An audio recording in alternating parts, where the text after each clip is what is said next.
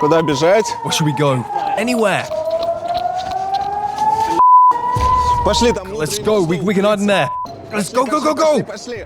Look at all these missiles. They're exploding in the air. Взрывается. Inside, inside, inside!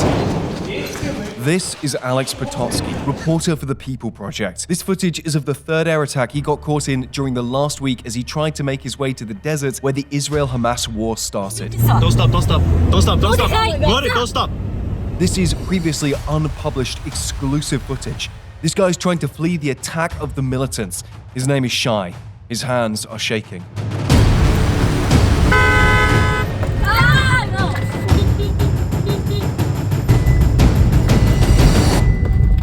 The road connecting to the Re'im kibbutz and Tel Aviv looks completely deserted, but then someone appears on the horizon. Could it be the terrorists? There's no way off the road. There are safety barriers on both sides.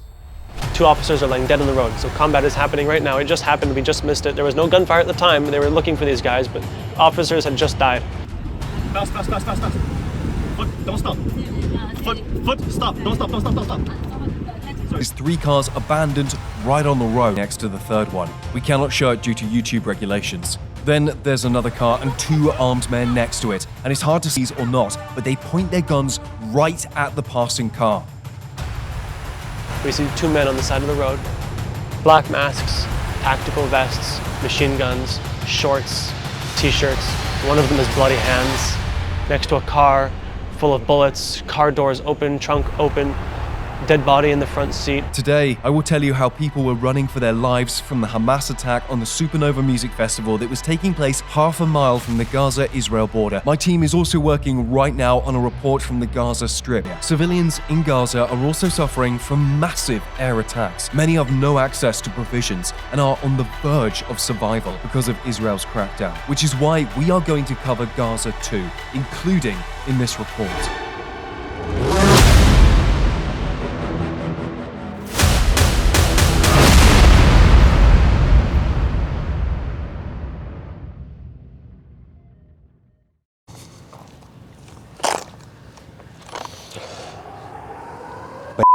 Fuck. Сирена. A siren. Слышите? Can you hear it?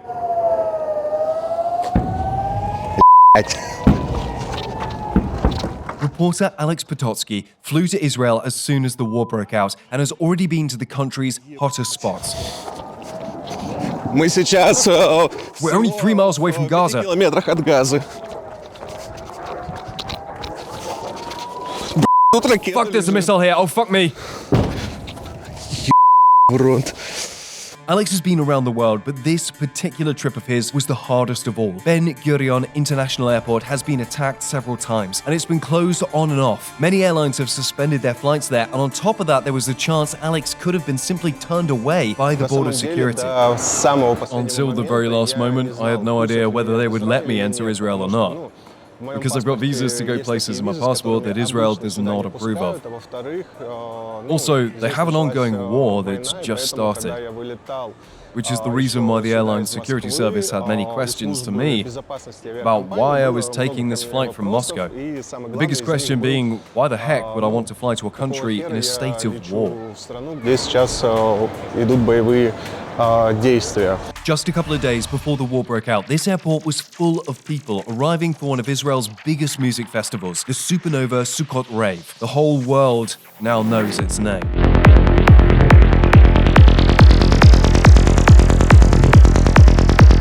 My cousin and friends were going, and I was invited, but I didn't want to go initially. I didn't like the idea of a big crowded festival and a lot of people and dust and dirt and mud and just, but the night before, like 5 hours before we left, I bought a ticket last minute and I went. With a bunch of friends, he arrived to the festival by sundown, and it was then when Shai felt, hey, it was the right decision to go, it's fun. There's people set up with their tents and their belongings and their friends, they're dancing and they're hula hooping and they're playing with like this frisbee-like toy, I don't know. And there's lights all along the trees, and it's a dirt path. And it's a really positive, warm environment. Really, you can feel like really happy vibes, really nice vibes. There's, the security you see periodically. It's not like a bunch of men with machine guns. It's not soldiers. It's like security guards. Some of them have like machine guns. Some of them have handguns, but it's not like we don't have military here. At least I don't see any, and if I do, I don't recognize them. The festival continued through the night and no one was planning to leave. At 6 a.m, music was still playing and people were dancing. Here is that moment. At this particular moment, people are still oblivious to what's going on, just a few minutes before the militants attack them. Look, they're hanging out with cheerful air balloons, setting up tents. Then the white lines cross the sky. These are the plumes of incoming missiles, but almost no one noticed them. These three did, but the guy on the left just went on smiling as if it were part of the music show. I've never seen so many rockets. I've never heard so many rockets. I've never felt so many rockets, because when they explode over your head so close, the air, it vibrates around you. That morning, Hamas fired several thousand missiles from the Gaza Strip targeting Israel, and most of them flew above the heads of those attending the festival. Some hit Ashkelon, the largest city close to the border. Сейчас я, в принципе, в одной из... Right now, I'm in one of the busiest areas of Ashkelon. They've got the city beach right here, lots of shops, cafes, this lovely street with palm trees. So you understand that under normal circumstances, this place would be full of people.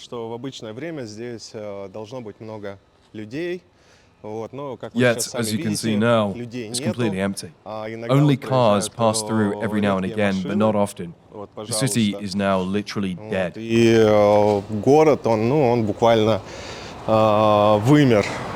Most of the missiles were taken down by the air defense system, but some got through. A total of 20 air bombs fell on Ashkelon, a small city of just 140,000 people.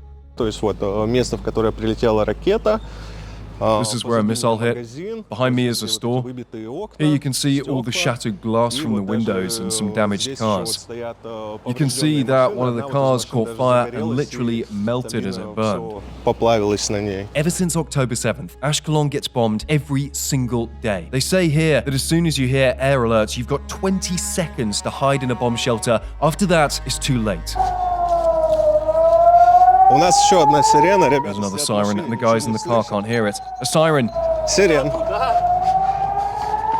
Куда бежать? Where should we go? Fuck if I know. Anywhere! Fuck! Let's go, we can hide in there. Можно укрыться, Fuck, let's go, go, go, go! Пошли, пошли. Вот ракеты. Oh, look at these missiles, they're fucking exploding in the air. Fuck! Fuck! Inside, inside, inside!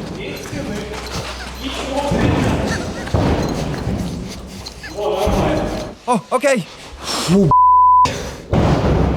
Fuck me, it was right over our heads. The locals say that Hamas has already adjusted the fire, and now every bomb they fire hits a target. Usually, it's someone's home. I am now standing on the balcony of an apartment on the 6th floor that was directly hit by a missile. And now you can see what it did to this place. Everything is destroyed. There's hardly anything left of the balcony. I'm stunned that the remaining bits are still standing. Here is a hole in the concrete. You can see the rebar structure. And this is the missile that hit that balcony on October 7th. Сюда, на балкон, 7 октября. Вот. Вернее, то, что от нее осталось. Well, what's left of it. It's heavy, all smashed and bent.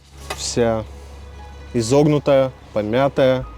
When the missile hit the apartment, its owner, Rami and Dasha, were in a mamad. That's what they call an in-house bomb shelter here. In everyday life, such shelters are used as bedrooms or a nursery. This is our mamad. We were in there. These are the steel window shutters that we locked, and this is where they've been hit by missile fragments. You can see the indentations. It was a direct hit to the balcony. See, the missile hit the concrete slab on the floor, and you can see everything one floor down. The glass in the balcony door and the windows got shattered. The thick steel window shutters of the mamad gave in.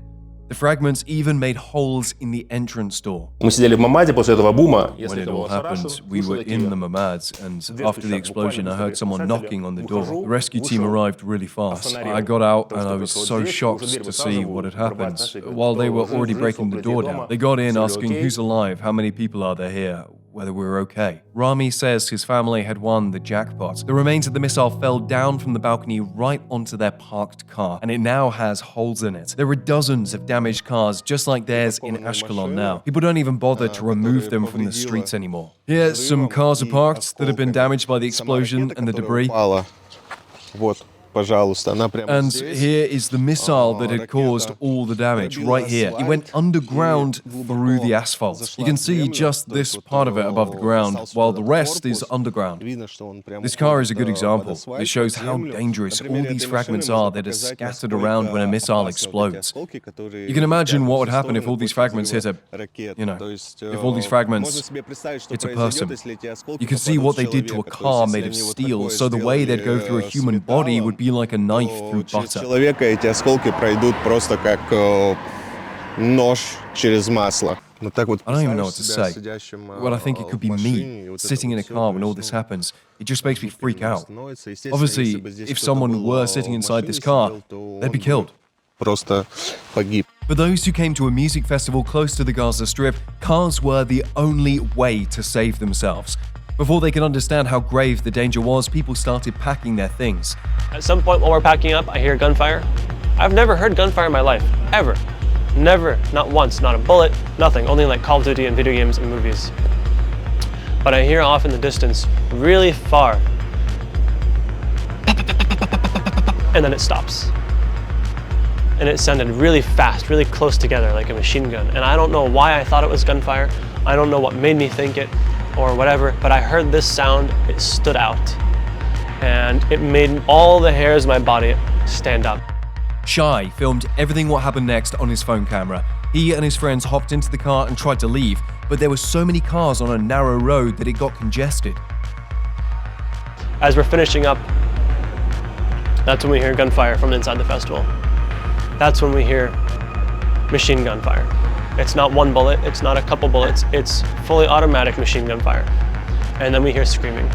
And we all get in the car, and I drive us out of the festival initially. We try picking up people into our car, they ignore us, they run by.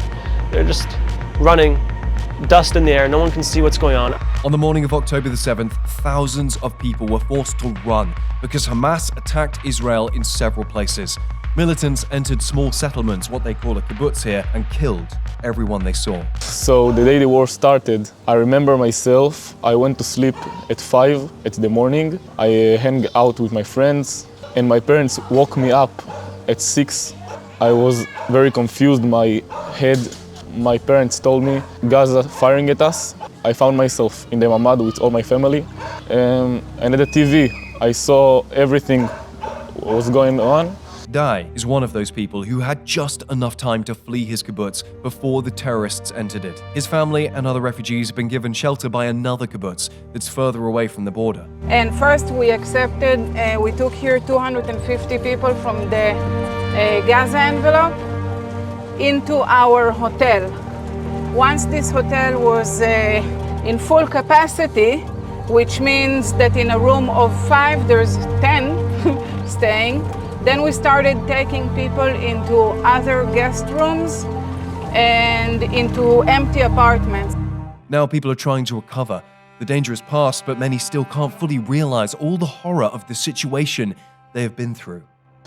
I will understand it when I will be back to school and I will see all my friends that don't arrive to school and will not arrive to school anymore. And that's the point where we'll really understand what really happened. I know about a lot of people that died, that have been murdered in my country, in my near to me, my friends. I know my teacher kidnapped.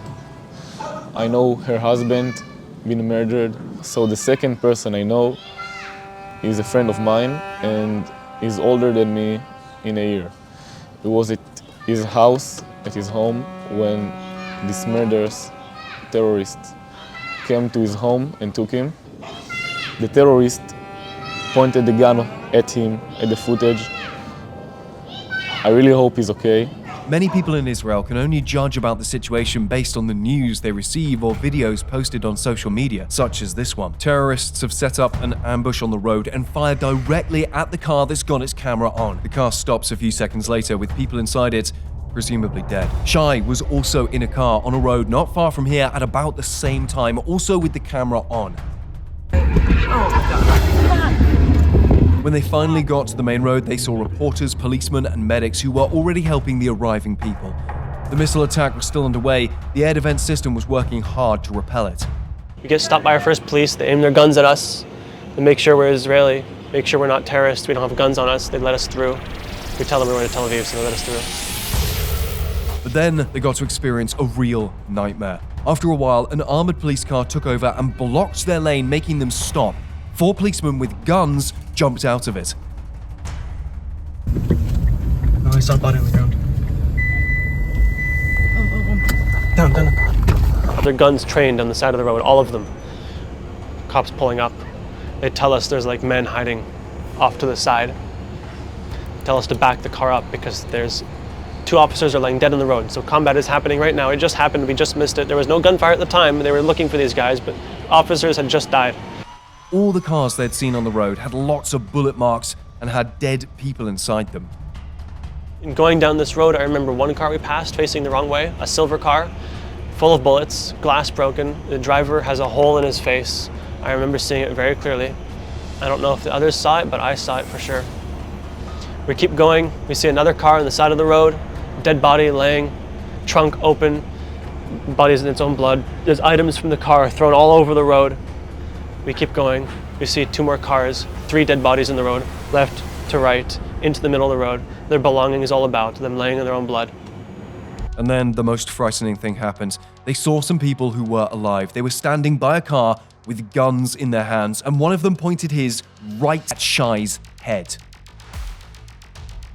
We see 2 men on the side of the road, black masks, tactical vests, machine guns, shorts, t-shirts. One of them has bloody hands, next to a car full of bullets, car doors open, trunk open, dead body in the front seat. We think this is Hamas, these are terrorists, they just killed this guy. Only a few days later, recently, did we learn it was just IDF, soldiers that had reacted so quick they had no time to put on their uniforms, just a hat they used to identify themselves to each other. So it wasn't terrorists, but we didn't think about that at the time. We just wanted to get out. So in the end, Shai and his friends got incredibly lucky. They took this road after the terrorists were eliminated. Should they have taken it 5 minutes earlier, they would have become their victims too. And we didn't relax until we entered the apartment. And then we just broke down crying and screaming. 3 of our friends who we came with, the couple and the one other guy, we didn't know where they were for 6.5 hours. We later learned they were hiding in the woods. Hamas so close to them they could hear them talking. After Shai shared his story with us, he started getting threats, which is why he asked us not to mention where he lives and not to show any of his friends. We cannot disclose other details such as the location of the kibbutz that has given shelter to the refugees. The risk that terrorists might still attack is still high, even in well-protected cities that are far from the border. This is a block of flats. You can see it withstood the impact, but the top floor is in ruins. And they're fixing it. They're removing all the debris, shattered glass, and all those bits that are unstable and can fall down later, which is potentially harmful for the people walking on the ground.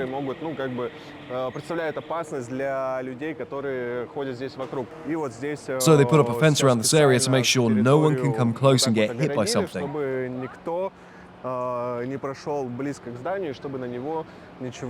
As I already mentioned, this is right next to Tel Aviv's central beach. And every area like this has people guarding it who make sure that no one gets inside the perimeter to ensure their safety.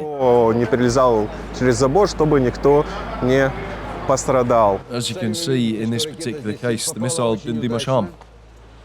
The people who live in that apartment must have been born lucky. The wife pulled her husband out of the shower when the siren went off. They locked themselves in the safe room, and that literally saved their lives. Unlike cities and towns by the border, Tel Aviv seems to be unaffected in terms of its daily activities. Here's a cafe full of people discussing the latest news. Others are grocery shopping for onions, for example, or some juicy fruit. What's amazing is that no one is particularly angry or aggressive towards Palestinians. They know that it's the doing of basically a handful of terrorists. We've always known that the Hamas is a terrorist organization that overtook Gaza. We know in Gaza there are many Palestinians, just like me and my friends and family here, who want to live, want peace, want a normal life. And I'm sure in Gaza there are many millions of people that's what they want. But the Hamas overtook Gaza and made it into their playing field. The Hamas is responsible for the brutalities that happened in Israel and unfortunately that are happening to the Palestinian people as well. People of Israel stand united in the face of war. They donate and collect humanitarian aid. Here, for example, is one of such places set up by a local community. This is something that's very local. We're getting requests for families who have been evacuated to the neighborhood here in Tel Aviv and all across Tel Aviv, and also to families who have been evacuated all over the countries. And we have drivers from the neighborhood who are basically taking all these boxes that you see here to different families around the country. There are now hundreds of such humanitarian aid hubs working across the country. That's what we're like as a nation. In terms of need, we set aside all the differences, all the issues, all our different opinions, all our political views, and get together to help our people.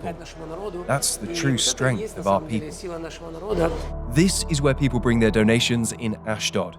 They say there is a shortage of food, but not because the warehouses are empty, it's because there's no one working here. The main workforce there is Arabs, and they're now afraid to show up at work. They're scared that if they come to work, someone might try to take revenge, harm them. Arab people work here at our warehouses. They don't have jobs at home, so they come here for work. We give them jobs, we pay them, but in this situation, they're too scared to come to work. People take the risk of delivering the boxes of goods to all sorts of remote places. Alex was allowed to go along on such a trip. They had to take a road within miles of the Gaza border. By the way, check this out. The volunteers here use both a navigation app and a special air alert app because you can't hear the sirens on the roads. The air defense system in Israel is very smart. For example, in my city with a population of 250,000 people, they divide the city into sectors, into certain areas. And for instance, if a missile is shot from Gaza targeting my city, the system detects it and calculates the trajectory and the point of impact. Once it knows which area is under attack, it triggers the alarm in that sector only. There will be no alarm in other areas. If the system calculates that the missile is going to fall into the sea, there will be no air alert. Alex had the chance to appreciate the Israeli air alert system when they stopped on the way to a kibbutz that was on their delivery list.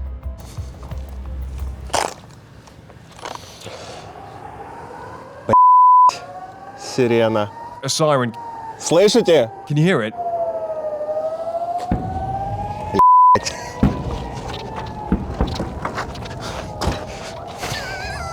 Хотел. Мы сейчас We're only 3 miles away from Gaza. в 5 километрах от Газы. Тут ракета Fuck, there's a лежит. missile here. Oh, fuck me. В рот. Ну чё, как пацаны?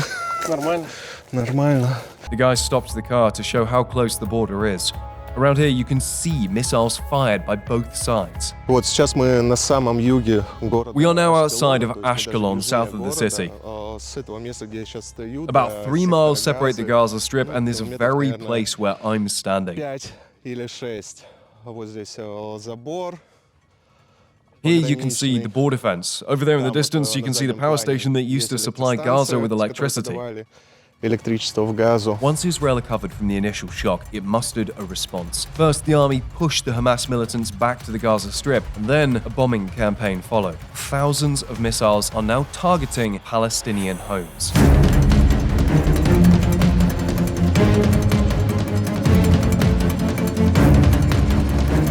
While the Israeli government is preparing a ground attack on Gaza and keeps issuing daily updates on the number of eliminated military targets and Hamas commanders, hundreds of civilians are dying in the enclave. This footage has been taken on the other side of the border, in the Gaza Strip. The scope of devastation is unthinkable. Hundreds of missiles explode here every day. The following episode is particularly blood-chilling. When an elderly man was brought to a hospital and the medics were about to take him in, one of the doctors realized it was his father.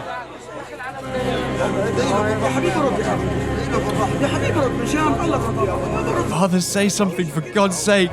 Say something. Please. Just one word, I'm begging you.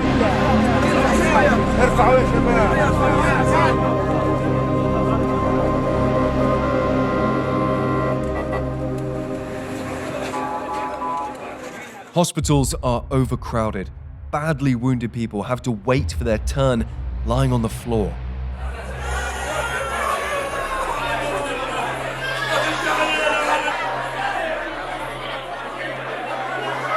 Mortuaries are failing to process all the dead. People are forced to leave them on the ground outside the hospitals. A home to over 2 million people, Gaza faces a humanitarian crisis on a scale unseen before.